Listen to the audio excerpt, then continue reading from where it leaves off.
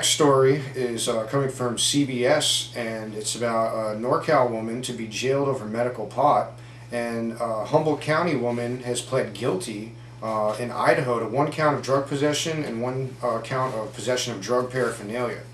She also had $514 in cash that she had on her at the time confiscated, and there's a civil forfeiture that took the car that she was borrowing at the time. She's been sentenced to 5 days in jail with 115 additional days of discretion at the court, and fined on top of it all $800. And this is just really crazy. We're going to see a lot more of this, I think, as time goes by, especially with the legalization on the ballot and if that goes through. Because there's 14 other states that have enacted medical cannabis laws. And as this trend continues, there's going to have to be a way to, in an easier fashion, go through the process of repairing the damage prohibition has done without continuing to put more people that are law-abiding citizens in their state into a prison system in another state. There should be some kind of, I don't know, what do they call it? Like an asylum, some kind of political asylum perhaps. I don't know what the solution would be, but pretty much this drug war has been based on special interests and racism and that kind of thing, and so it's complete injustice to continue to put people in jail over something silly like a little flower. Yeah, I think that eventually it's going to have to figure its own way out, and you know, they're probably going to want to have some way of, you know, regulating it, and that's why I think that they're trying to put it in with this, you know, treat it the same way as alcohol, because that's the way they deal with other mind-altering substances, and may as well deal with this one the same way. And that's, of course, going to probably be voted on here in November, and we will see what the outcome is. Indeed.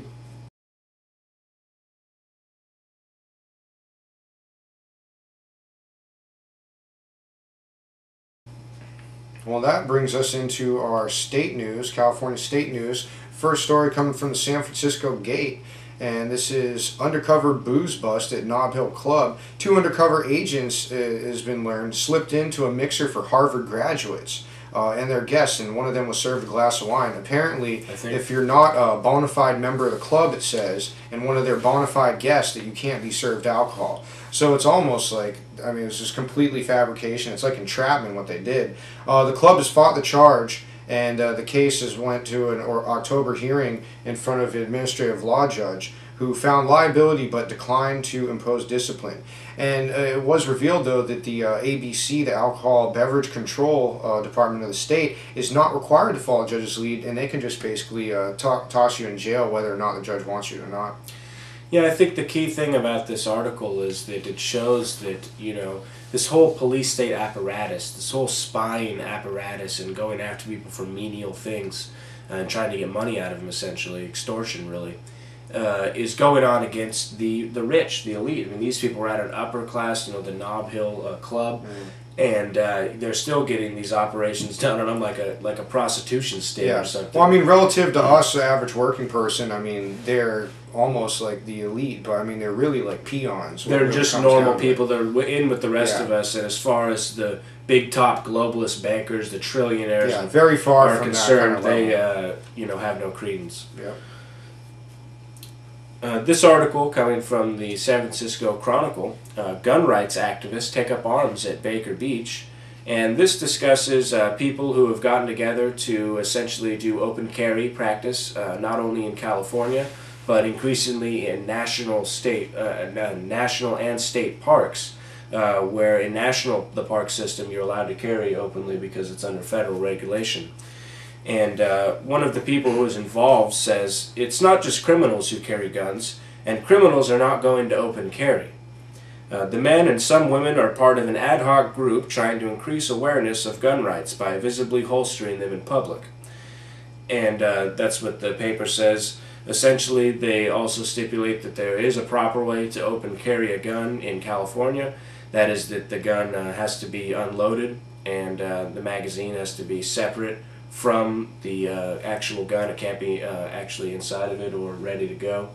And then you're allowed to carry it. And also, if a police officer stops you, you have to allow him to inspect it to prove that it is unloaded.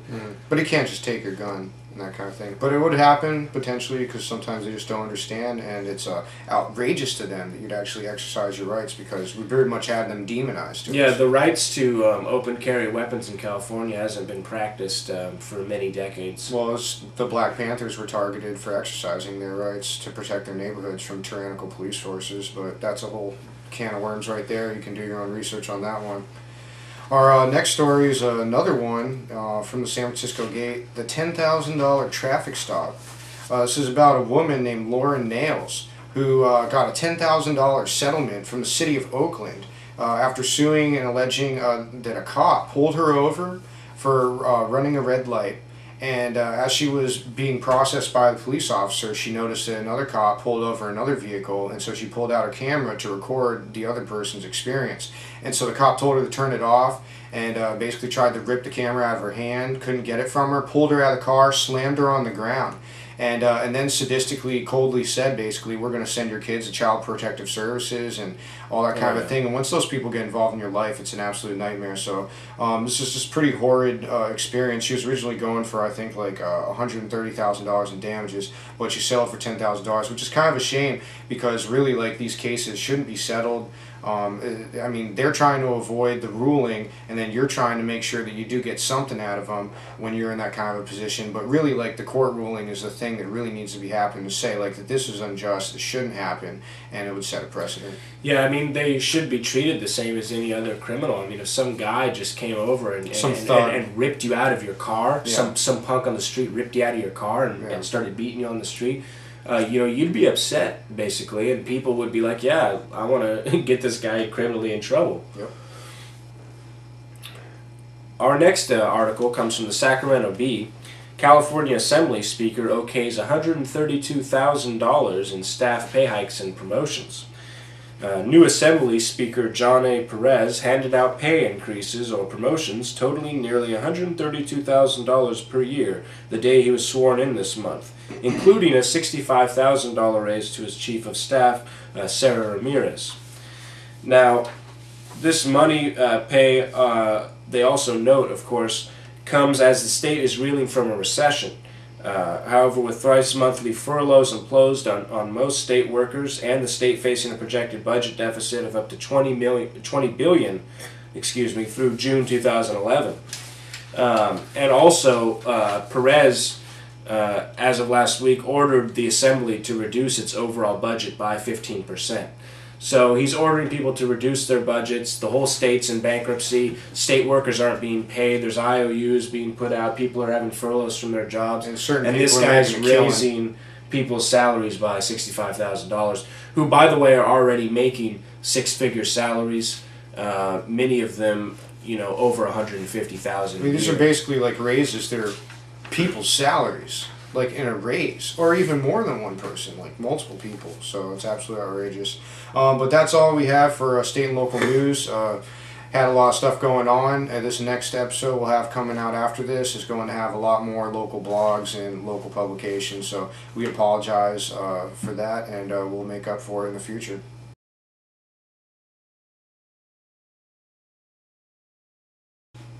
Moving on to our documentary of the week. This week's feature is The Revolution Will Not Be Televised.